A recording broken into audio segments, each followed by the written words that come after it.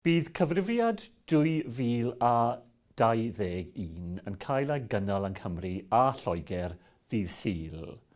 Mae'r cyfrifiad yn digwydd bob 10 mlynedd a dyma eich cyfle i helpu i lunio dyfodol gwasanaethau cyhoeddus yng Nghymru. Bydd y wybodaeth rydych chi yn ei roi yn ein helpu i wneud y penderfyniadau ynglyn â gwasanaethau hanfodol i sicrhau eu bod nhw'n gyrraedd eich anghenion chi. Bydd yn helpu tynnu sylw at y pethau sydd ddim yn deg o fewn ein cymdeithas, a bydd yn helpu i wneud Cymru yn wlad fwy cyfartal.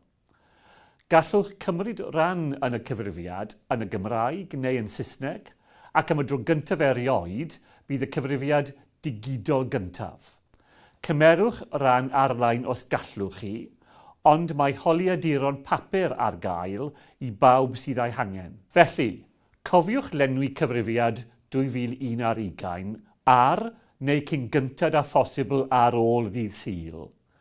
Drwy ddweud eich dweud, gallwch wneud gwahaniaeth.